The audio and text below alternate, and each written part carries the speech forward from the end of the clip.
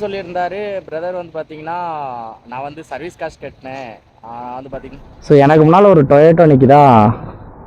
அந்த டொயோட்டோ வந்து பார்த்தீங்கன்னா 2 பம்ப் இருக்குங்க, 2 பெட்ரோல் போடுற டேங்க் இருக்குது அந்த டொயோட்டோவில். இந்த மாதிரி நிறைய விஷயங்கள் என்கிட்ட கேட்டுட்ருக்கீங்க.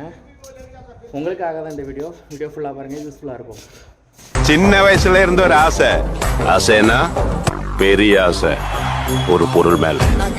அதான் என் லைஃபோட டார்கெட். ஸோ இன்னைக்கு வந்து டாபிக் என்ன அப்படின்னு பார்த்தீங்கன்னா, சவுதி அரேபியாவில் டெலிவரி ரைடர் வேலை எப்படி ப்ரோ கிடைக்கும், எப்படி அப்ளை பண்ணணும். ஸோ இதுதான் என்ன இந்த டாபிக் அப்படின்னா, நம்மளுக்கு வர கமெண்ட்ஸை வச்சு பார்த்தீங்கன்னா இப்போ நம்ம வீடியோவை போட்டுட்ருக்கோம். ஸோ நேற்று நம்ம ஒரு வீடியோ போட்டிருப்போம். ஸோ ஒரு நாள் ஃபுல்லாக நம்ம சவுதியில் வேலை பார்த்தா எவ்வளோ ப்ரோ நமக்கு சம்பளம் கிடைக்கும், எவ்வளோ நம்ம ஏர்ன் பண்ணலாம், இல்லை எவ்வளோ சம்பாதிக்கலாம். ஸோ இந்த மாதிரி கேள்விக்கு நம்ம தெளிவாக ப்ரூஃபோட நம்ம காமிச்சிருந்தோம். வித் ப்ரூஃப் எதுக்குன்னா, நம்ம ஸ்டார்ட் பண்ணும்போது நம்மகிட்ட எவ்வளோ அமௌண்ட் இருந்துச்சு, அதுமாதிரி ரைடு முடிக்கும்போது நம்மக்கிட்ட எவ்வளோ அமௌண்ட் இருக்குது, அதேமாதிரி பெட்ரோல் எல்லாமே கழிச்சிட்டு நம்மக்கிட்ட எவ்வளோ லாபம் இருக்குதுன்னு சொல்லி நம்ம நேற்று ஒரு வீடியோ முடிச்சிருந்தோம். ஸோ அதேமாதிரி இன்னொரு சில பல கமெண்ட்ஸ் எப்படி இருந்ததுன்னா, ப்ரோ டெலிவரி வேலை எப்படி கிடைக்கும், எப்படி அப்ளை பண்ணலாம், எந்த கம்பெனிக்கு வரலாம் அப்படிங்கிற மாதிரி கமெண்ட்ஸும் நிறைய வரும், மெசேஜ் போக ஆரம்பிச்சிட்டு நிறையா. ஸோ அதோட இந்த வீடியோவில் நான் வந்து ஷார்ட் அண்ட் ஸ்வீட்ஸாக உங்களுக்கு சொல்லித்தரேன், யூஸ்ஃபுல்லாக இருக்க மக்களே. ஸோ ஃபுல்லாக பாருங்கள். இவ்வளோ நேரம் எடுத்த வீடியோ இப்போ தான் பார்த்தேன், நானே அறுவே போட்டிருக்கேன், அறுத்து தள்ளியிருக்கேன் என்னோட பழைய கதையெல்லாம் சொல்லி. ஸோ இதெல்லாம் சாதாரணமாக விட்டுருக்கேங்க, அதெல்லாம் இது பண்ணிடுவேன், கொஞ்சம் தான் போடுவேன். என்னென்னா எப்படி இந்த டெலிவரி ஜாபுக்கு வரணும் அப்படின்னு சொல்லி நிறைய பேர் கேட்டுட்ருக்கீங்க. ஸோ நம்ம தமிழ்நாட்டிலையும் சரி கேரளாலையும் சரி இது ஒரு முக்கியமாகவே எடுத்து பண்ணுற பிஸ்னஸ் நிறைய பேர் பண்ணுறாங்க. இந்த பிஸ்னஸ் முக்கியமாகவே இந்த வெளிநாட்டுக்கு டெலிவரி ஜாபுக்கு அனுப்பணும்னு சொல்லி நிறைய ஏஜென்சிலேருந்து பண்ணுவாங்க. தயவு செய்து அவங்கள பெருசாக நம்பவே செய்யுங்க. உங்களுக்கு நல்ல பழக்கமான ஆளாக இருந்தால், எப்படி சொல்ல, ரொம்ப பழக்கம் ப்ரோ, எனக்கு அவரை ரொம்ப நல்லா தெரியும் ப்ரோ, ரொம்ப நம்பிக்கையான ஏஜென்சி அப்படின்னா ஓகே. மற்றபடி நான் சொல்கிறேன், இல்லை நிறைய வீடியோஸை பார்த்துட்டு நீங்கள் போகிறீங்க, இல்லை இப்போலாம் நல்ல இதாகிட்டாங்க, விட அட்வான்ஸ் ஆகிட்டாங்க நிறைய ஏஜென்சி. என்னென்னா, இந்த சவுதி அரேபியா துபாயிலெலாம் வீடியோஸ் போடுறீங்களே மேலே வீடியோஸை எடுத்துகிட்டு இந்த பையன் எங்கள் ஏஜென்சி மூலமாக தான் போனா. ஸோ இதில் எனக்கே இந்த மாதிரி நடந்துருந்து. ஸோ திருச்சியிலேருந்து ஒரு ஏஜென்சி வந்து பார்த்தீங்கன்னா என்ன வீடியோஸை காமிச்சிட்டு, இந்த பையன் பார்த்தீங்கன்னா நம்ம ஏஜென்சி மூலமாக தான் போனால் இப்போ மாதம் 1 லட்ச ரூபாய்க்கு மேலே சம்பாதிக்கலாம் அப்படின்னு. ஆனால் உண்மையை சொல்கிறேன், நான் அந்த ஏஜென்சி மூலமாக வரல, அவங்க சொன்ன சம்பளத்துலேயும் வரலைங்க. நான் கஷ்டப்பட்டு 1 லட்ச ரூபா சம்பாதிச்சேனே தவிர எந்த ஒரு ஏஜென்சி மூலமாக இருந்தாலும் 1 லட்ச ரூபா சம்பளம்லாம் கிடைக்காது. அதிகபட்சம் ஒரு 2000 ரியால் கிடைக்குங்க. அதுதான். அதனால உங்களுக்கு நல்லா தெரிஞ்ச ஏஜென்சி, நல்ல பழக்கமான ஏஜென்சினா காசு கொடுத்துட்டு வாங்க, இல்லைன்னா வராதிங்க.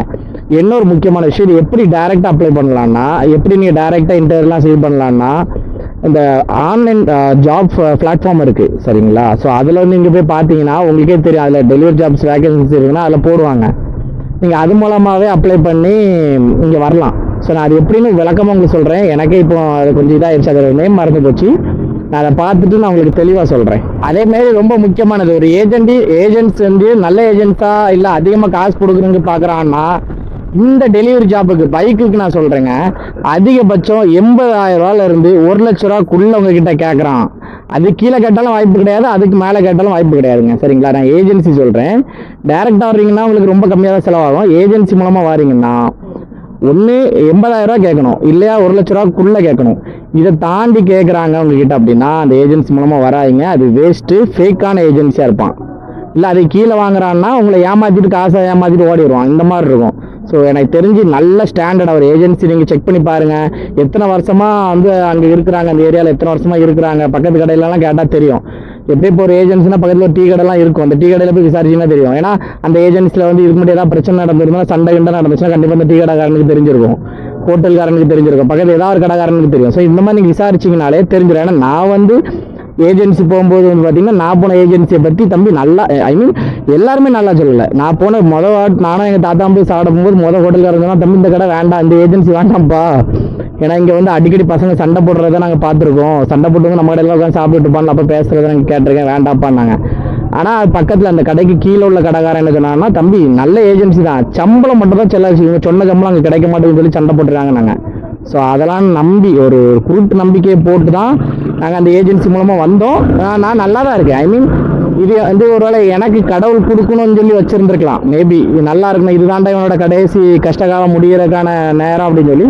உங்களுக்கு அப்படியான எனக்கு தெரியாது, மேபி இங்கே வந்து தான் உங்களுக்கு கஷ்டகாலம் ஆரம்பிக்கலாம், நான் இல்லைன்னு சொல்ல. ஸோ இதனால் இதெல்லாம் கவனித்து ஒரு கரெக்டான ஏஜென்சி பாருங்கள். ஸோ உங்களால் ஏஜென்சி ஃபைன் பண்ண முடியலன்னா நம்மளுக்கு கமெண்ட் பண்ணுங்கள். நான் உங்களுக்கு நான் விசாரித்த வரைக்கும் நல்ல ஏஜென்சியில் டேரெக்டாக ஏஜென்சி எதுவும் வேண்டாம்ப்பா, இங்கே நிறைய டேரெக்டாக இந்தியாவிலேருந்து எடுப்பாங்க. அப்படி ஏதாவது இருந்துச்சுன்னா கண்டிப்பாக நான் உங்களுக்கு சொல்கிறேன். தேவைப்படுறவங்க நமக்கு டிஎம் பண்ணுங்கள். டிஎம் பண்ணால் நமக்கு வர மாட்டேங்குங்க. அதான் தயவுசெய்து தப்பாக நினைக்காங்க. கமெண்ட் பண்ணுங்கள், இன்ஸ்டாகிராம்லேயோ இல்லை யூடியூப்லேயோ கமெண்ட் பண்ணுங்கள். அந்த கமெண்ட் கண்டிப்பாக எனக்கு ஷோ ஆகுது. நான் அதை வச்சு உங்களுக்கு நான் கண்டிப்பாக ரெஸ்பான்ஸ் பண்ணுவேன். வந்து பார்த்தீங்கன்னா 3 மணி ஆயிடுச்சு. எதுக்கு இவ்வளோ கேப் அப்படின்னா, டாபிக் எடுத்துட்டேன், நிறைய பேர் கமெண்ட்டை ஓகே இந்த மாதிரி பண்ண சொல்லி முடிவு பண்ணிட்டேன். ஆனால் இந்த மாதிரி பண்ணால் நிறைய ஏஜென்சிலேருந்து நம்மளை பிடிச்சி சண்டை போடுறதுக்கு நிறைய வாய்ப்புகள் இருக்குது. நிறைய ஏஜென்சிக்கு நான் போடுறது வந்து அகென்ஸ்டாக இருக்கும். அது எனக்கு ஒரு பயம் வந்து லைட்டாக யோசனை வந்துச்சு. நம்ம இது போட்டால் அப்புறம் நிறைய ஏஜென்சிலேருந்து நம்மளை வந்து இது பண்ணிகிட்டு இருப்பாங்க, தொந்தரவு பண்ணுவாங்க, அந்த மாதிரி தோணுச்சு. அதெல்லாம் இப்போ யோசித்தேன். கடைசியில் யோசிச்சாரி போடுவோம், அப்படி என்ன நடக்குது பார்ப்போம். அப்படி எதாவது நடந்துச்சுன்னா அதே நம்ம மக்கள்கிட்ட காமிப்போம். இப்படி நான் இப்படி வீடியோ போட்டிருக்கு, ஏஜென்சிலேருந்து பிரச்சனை வருதுன்னு சொல்லி போடுவோம் அப்படின்னு சொல்லி நான் யோசித்தேன். அதுதான் இவ்வளோ நேரம் யோசிச்சு எப்படி பேசணும், என்னென்ன முத என்னென்ன சொல்லி ஆரம்பித்தா உங்களுக்கு கரெக்டாக இருக்குங்கிறதுனால தான் இப்போ ஸ்டார்ட் பண்ணியிருக்கேன். சரிங்களா, வேற ஒன்றும் இல்லைங்க. ஸோ ஃபஸ்ட்டு நம்மக்கிட்ட கேட்ட கேள்வி என்னென்னா, சவுதி அரேபியா வேலைக்கு எப்படி வர்றது ப்ரோ, இந்த டெலிவரி ஜாப் வேலைக்கு எப்படி வர்றதுன்னு சொல்லி நிறைய பேர் கேட்குறீங்க. சரிங்களா, அதில் ரொம்ப முக்கியமாக நான் சொல்கிறேன். இப்போ நிறைய விஷயங்கள் இருக்கா, நான் ரொம்ப முக்கியமான விஷயத்த நான் சொல்கிறேன். இந்த விஷயம் உங்களுக்கு இன்னும் பத்தலை, இல்லை ப்ரோ எனக்கு இன்னும் நிறைய டீட்டெயில்ஸ் வேணும்னா கமெண்ட் பண்ணுங்கள் ப்ரோ. மோர் டீட்டெயில்ஸ்னு கமெண்ட் பண்ணுங்கள். நான் கண்டிப்பாக உங்களுக்கு நான் சொல்கிறேன் என்ன நிறைய டீட்டெயில்ஸ். ஓகேங்களா. ஸோ ஃபஸ்ட்டு இது வந்து சின்ன பிள்ளைத்தனமாக தான் இருக்குது நான் சொல்கிறது, பட் இருந்தாலும் இம்பார்ட்டன்ட். ஃபஸ்ட்டு உங்ககிட்ட பாஸ்போர்ட் இருக்கணுங்க. ஏன்னா நம்மக்கிட்ட நிறைய பேருக்கு வேலையை பற்றி கேட்பாங்க, ஆனால் பாஸ்போர்ட்டே இருக்காது. சரிங்களா, ஒரு வேலிடான எக்ஸ்பைரி ஆகாத பாஸ்போர்ட் இருக்கணும். ஸோ அதை வச்சுக்கிட்டு இருந்தீங்கன்னா ரொம்ப நல்லது. 2வது, இந்தியாவில் பைக் ஓட்ட தெரிஞ்சிருக்கணுங்க. ஸோ கொஞ்சமாவது பைக் ஓட்ட தெரிஞ்சிருக்கணும், அது ரொம்ப முக்கியம். சரிங்களா, இதெல்லாம் இருக்குது உங்ககிட்ட, இதெல்லாம் இருக்குன்னா தொடர்ந்து வீடியோஸ் பாருங்க, இல்லைன்னா விட்டுருங்க, ஸ்கிப் பண்ணிடுங்க. வீடியோ வேண்டாம், வேற வீடியோ பார்க்க போயிருங்க. ஃபர்ஸ்ட் நான் சொல்கிறேன், கரெக்டாக கேட்டுங்க. ஸோ முந்திலாம் பார்த்தீங்கன்னா நான் இப்போ சொல்கிறேன் 2022 இருந்து சொல்கிறேன். ஸோ 2022 தான் பார்த்தீங்கன்னா இந்த டெலிவரி ஜாப்பை பற்றி எனக்கு தெரியும். சவுதி அரேபியாவில் இப்படி டெலிவரி ஜாப்ஸ்லாம் இருக்குன்னு சொல்லி எனக்கு 2022 அக்டோபர் மந்த்துக்கு பிறகு தெரியும். ஏன்னா நம்ம அக்டோபர் மந்த்துக்கு முன்னாடி வரைக்கும் பார்த்தீங்கன்னா நம்ம ஆல் இண்டியா தமிழ்நாடு ரைட் பண்ணிட்டு இருந்தோம், பைக்கில் பண்ணிட்டு இருந்தோம். ஸோ லடாக் ட்ரிப் போயிட்டு வந்திருந்தோம். ஸோ கடைசி ட்ரிப் வந்து பார்த்தீங்கன்னா கோவா போயிட்டு வந்தோம், கோவா, முருடேஸ்வரம், ஸோ அந்த மாதிரி அப்படி போயிட்டு வந்துருந்தோம். சரிங்களா, அதுக்கப்புறம் தான் பார்த்தீங்கன்னா வேலைக்கு போகணும். சரி, வேலையும் பார்க்கணும், யூடியூபையும் விட்டுறக்கூடாது, சம்பாதிக்கவும் செய்யணுங்கிற ஒரு எண்ணம் அதுக்கப்புறம் தான் வந்துச்சு. ஸோ அது வரைக்கும் நான் என்ன நினச்சேன்னா, சரி இதுதான் கடைசி ட்ரிப்பு, இதுக்கப்புறம் வந்து பார்த்தீங்கன்னா நம்ம வந்து வேலைக்கு போயிடணும், ஐ மீன் நல்ல ஏதாவது ஒரு இடத்துல செட்டில் ஆகிற மாதிரி வேலைக்கு போயிடணும்னு நினச்சிட்டு இருந்தேன். ஸோ அந்த டைமில் எனக்கு இந்த டெலிவரி ஜாப்பை பற்றி தெரிஞ்சிச்சு. சரிங்களா, என்னன்னா இன்ஸ்டாகிராமில் பார்க்கும்போது எனக்கு ஒரு டெலிவரி ஜாப்போட இந்த நோட்டிஃபிகேஷன் காமிச்சிச்சு, நான் அதை பெருசாக எடுக்கல. ஸோ அதுக்கப்புறம் எனக்கு திருவாரூர் சாரி, எனக்கு அது எல்லாம் திருவள்ளூர்லேயும் மறந்து போயிருதுங்க. திருவாரூர்ல இருந்து பார்த்தீங்கன்னா ஒரு ஏஜென்சிலேருந்து வந்து பார்த்தீங்கன்னா எனக்கு வந்து ஒரு திருவாரூர் ஏஜென்சி நம்பர் என்கிட்ட இருந்துச்சு. இந்த ஏஜென்சி நம்பரில் எப்படி கிடைக்கும்னா, நீங்கள் ஏதாவது ஒரு ஏஜென்சியில் இதுக்கு முன்னாடி அப்ளை பண்ணியிருந்தீங்கன்னா அவன் வந்து என்ன பண்ணுவான், 4-5 ஏஜென்சியை நம்மளுக்கு கான்டாக்ட் பண்ணி கொடுப்பான். ஃபேக்காக இருக்கிற ஏஜென்சி மட்டும் சொல்கிறேங்க. ஸோ உண்மையாக இருக்கிற ஏஜென்சி அடுத்த ஏஜென்சி நம்பரை தரமாட்டான். ஏன்னா அவன் வந்து பார்த்தீங்கன்னா அவனே அவங்களை அடுத்த லெவல் கொண்டு போயிடுவான். ஆனால் இந்த ஃபேக்காக இருக்க டம்மி ஏஜென்சி என்ன பண்ணுவான்னா, அவன் ஒரு கமிஷன் எடுத்துகிட்டு வேற ஒரு ஏஜென்சிக்கு நம்மளை கொடுத்துருவான், நம்மளோட டீட்டெயில்ஸ் எல்லாத்தையுமே. ஸோ அந்த மாதிரி நான் நாகர்கோயிலில் வந்து ஒரு ஏஜென்சியில் கொடுத்துருந்தேன். ஸோ அவன் வந்து பார்த்தீங்கன்னா என்னோட கான்டாக்டை திருவாரூரில் இருக்க ஒரு ஏஜென்சிக்கு அனுப்பி விட்டான். ஸோ அவங்க வந்து எனக்கு மெசேஜ் பண்ணோடனே நான் அப்போது சரி நம்பர் சேவ் பண்ணி வச்சுருன்னு சொல்லி சேவ் பண்ணி வச்சுருந்தேன். ஸோ அந்த டைமில் வந்து பார்த்தீங்கன்னா ஒரு ஸ்டோரி போட்டிருந்தாங்க, ஸ்டேட்டஸ் போட்டிருந்தாங்க வாட்ஸ்அப்பில், இப்படி வந்து சவுதி அரேபியாவில் வந்து டெலிவரி ஜாப் வேகன்சி இருக்குது, நம்ம ஒரு ஜொமேட்டோ ஸ்விக்கி மாதிரி தான், அங்கேயும் போய் டெலிவரி பண்ணோன்னு. ஸோ நான் அந்த மெசேஜை பார்த்த உடனே நான் இது பண்ணல, பார்த்துட்டு நான் வந்து யோசித்தேன். சரி நானும் என்ன நினச்சேன்னா சென்னையில் போயிட்டு டெலிவரி பண்ணி ஒரு மாதம் ஃபுல்லாக வீடியோ போடுவோம், அப்போது நம்ம இது பண்ணலாம்னு நினச்சிட்டு சென்னைக்கு போகணும்னு முடிவில் இருந்தேன். அப்போ தான் இந்த இதெல்லாம் பார்த்த உடனே ஓகே அப்போ சவுதிக்கு போகலாம் அப்படின்னு சொல்லி அந்த கான்டாக்ட் நம்பர் எடுத்து மெசேஜ் பண்ணேன், கால் பண்ணேன். ஆனால் இப்படி வந்து என்னோட பாஸ்போர்ட் இருக்குது, எனக்கு டெலிவரி ஜாப் வேலை தேவைப்படுது, கிடைக்குமா அப்படி இப்படின்னு பேசும்போது என்ன படிச்சிருக்கீங்கன்னாரு. அப்போ நான் பிஇ முடிச்சிருக்கேன். அப்போ அவர் சொன்னார், இல்லை ப்ரோ இதுக்கு 10th போதும், 10th 12th போதும், பேசிக் இங்கிலீஷ் இருந்தால் போதும் அப்படின்னாங்க. பிஇலாம் இது ரொம்ப அதிகம் ப்ரோ அப்படின்னாரு. அப்போ நான் இல்லை ப்ரோ நான் வேலை பார்க்கணும்னு முடிவு பண்ணிட்டேன், டிகிரி தான் வந்து தடுக்குதுன்னா நீங்கள் எனக்கு 12th போட்டுவீங்க, ஒன்றும் பிரச்சனை இல்லை அப்படின்னு சொன்னேன்னா அவர் சிரிச்சுக்கிட்டு ஓகே தம்பி நான் எனக்கு ரிசியூம் அனுப்புனாரு. அப்போ நான் வந்து ரிசியூம்லாம் அனுப்புனேன். ஸோ என்னென்னா நம்ம இதுக்கு முன்னாடி என்னென்ன கம்பெனியில் ஒர்க் பண்ணோன்ட்டுலாம் அனுப்பணும். ஸோ நான் இதுக்கு முன்னாடி சென்னையில் வந்து ஒரு 2 பெரிய கம்பெனியில் வேலை பார்த்துருக்கேன். ஒன்று ஃபாஸ்ட்ராக் அப்படின்னு ஒரு கம்பெனியும், இன்னொன்று டிஎல்எஃப்ல வந்து பிபிஓவில் வந்து ஒர்க் பண்ணியிருந்தேன். ஸோ அப்போ அந்த கம்பெனிலாம் மென்ஷன் பண்ணி அனுப்பும்போது அவர் தம்பி இதெல்லாம் மென்ஷன் பண்ணாதே, நான் எது ரிசியூம்காக சொல்கிறேன், அப்போ இதெல்லாம் மென்ஷன் பண்ணாதீங்க, இதெல்லாம் மென்ஷன் பண்ணி நிறைய படிச்சிருக்கீங்கன்னு காமிக்கும், எடுக்கிற கஷ்டம். ஏன்னா நீங்கள் நிறைய படிச்சிருக்கீங்க, நீங்கள் நிறைய கேள்வி கேட்பீங்க, வெளிநாட்டை பொறுத்த வரைக்கும் நிறைய கேள்வி கேட்டிங்கன்னா அவங்களுக்கு பிடிக்காது அப்படின்னு சொல்லிட்டு அவர் என்னை சிரிச்ச மாதிரி சொன்னார். நானும் சரி அவர் சொன்னால் கரெக்டாக இருந்தனால அதெல்லாம் நான் எடுத்துகிட்டு உடனே 12th அப்படின்னு போட்டு ரிசியூம் ரெடி பண்ணி அனுப்பிவிட்டு அவரும் வந்து பார்த்தீங்கன்னா எனக்கு உடனே சொன்னார், தம்பி ஒரு 5 days வெயிட் பண்ணுங்கள், இன்டர்வியூ வந்து உங்களுக்கு சொல்லுவாங்க அப்படின்னாங்க. அதே மாதிரி எனக்கு 3 days ஆகும்னு எனக்கு அவர் கால் பண்ணார், தம்பி உங்களுக்கு ரிசியூம் கொடுத்துட்டோம், அவங்க வந்து உங்களுக்கு இந்த டேட் கொடுத்துருக்காங்க, இந்த டேட்டில் வந்து உங்களுக்கு ரிசியூம் வேலை நடக்கும், ஐ மீன் இன்டர்வியூ நடக்கும் அப்படின்ட்டாங்க. ஸோ டேட் பார்த்து செப்டம்பர் மந்த்துங்க, சரிங்களா? நவம்பர் மந்தில் இன்டர்வியூ நடந்துச்சு எனக்கு. அப்போது நவம்பர் மந்தில் சொன்ன மாதிரி எனக்கு ஒரு கூகுள் மீட்டப் நடந்துச்சு. அதில் வந்து எனக்கு ஆப்போசிட்டில் ஒரு சவுதி கிடையாது, ஒரு இந்தியன் தான், நான் ஹைதராபாத்காரன் ஒருத்தர் ஆப்போசிட்டில் இருந்தான்.